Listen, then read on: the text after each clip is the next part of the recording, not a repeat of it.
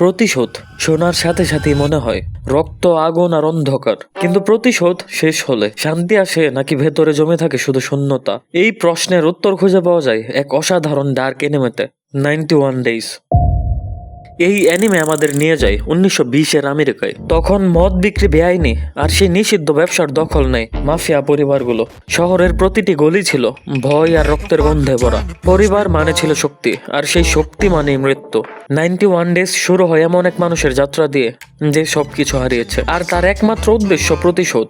এখানে আবহাওয়া একবারে সিনেম্যাটিক, অলিগলি ডিম লাইটের বার, রাতভর বাজতে থাকে জ্যাজ মিউজিক। সবকিছু যেন তোমাকে নিয়ে যায় সেই সময়ে। প্রতিটি সিন ধীরে এগোয়, তারপর হঠাৎ বিস্ফোরণ।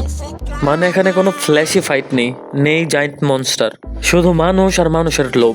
আর ভাই, যখন ডিনার টেবিলে সবাই বসে তখন টেনশন এমন থাকে মনে হয় পাস্তা খাচ্ছে না, বরং কে আগে গুলি খাবে সেটা নিয়ে আলোচনা চলছে। এখানে প্রতিটি চরিত্র গ্রে, কেউ পিওর ভিলেন না, কেউ পিওর হিরোও না। প্রধান চরিত্রটা ঠান্ডা মাথার, কিন্তু চোখের ভেতরে আগুন, তার প্রতিটি পদক্ষেপ হিসাব করে নেওয়া। অন্যদিকে মাফিয়া পরিবারগুলো, তাদের মধ্যে কেউ নির্মম, কেউ আবেগী, কেউ আবার নিজের প্রিন্সিপালে বাঁচে। এই ভিন্ন ব্যক্তিগুলো একসাথে মিশে তৈরি করেছে এক জটিল চেসবোর্ড, যেখানে প্রতিটি মুভ মানে জীবন মৃত্যু। আসলে এখানে বন্ধুত্ব করার মানে হলো আজ না হয় কাল তোমার টার্ন আসবে।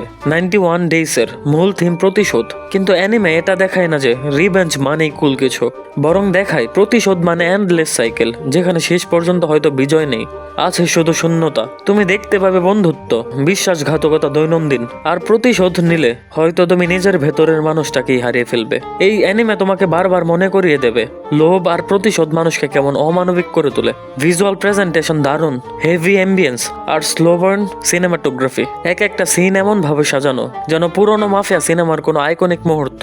সাউন্ড ট্রেকের কথা আলাদাভাবে বলতে হয়, পিয়ানো, জ্যাজ আর হেভি টিউন প্রতিটি মুহূর্তকে আরো ইন্টেন্স করে তোলে। মানে সাউন্ড ট্র্যাক এত সুন্দর যে তুমি ভাবতেছো রোমান্টিক ডিনার চলতেছে, 2 মিনিট পরেই বোঝা যায় ডিনার টেবিলে আসলে খাওয়া নয়, খুন হচ্ছে। অনেক এনিমে আছে প্রতিশোধ নিয়ে, কিন্তু 91 ডেজ এর স্পেশাল দিক হলো এর বাস্তবতা। এখানে কোনো সুপার পাওয়ার নাই, নেই জাদু, সবকিছু গ্রাউন্ডেড মানুষের আবেগ আর সিদ্ধান্তের ওপর দাঁড়িয়ে। তুমি চাইলে এটাকে সাইকোলজিক্যাল থ্রিলার বলো, চাইলে গ্যাংস্টার ড্রামা, কিন্তু আসল বিউটি হলো এটা শেষ হওয়ার পরেও তোমার মাথায় থেকে যাবে।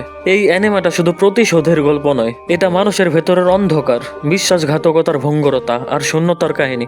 শেষে অ্যানিমে একটা প্রশ্ন রেখে যায়, প্রতিশোধ কি আসলেই মুক্তি দেয়, নাকি প্রতিশোধ শেষ হলে ভেতরে বাকি থাকে শুধু ভয়াবহ নীরবতা? এখন বলো, তুমি হলে কি করবে? প্রতিশোধ নেবে নাকি ক্ষমা করে এগিয়ে যাবে? কমেন্টে জানাও তোমার মতামত। আর এরকম সব অ্যানিমে রিভিউর জন্য নাইমভার্স চ্যানেলটি সাবস্ক্রাইব করো।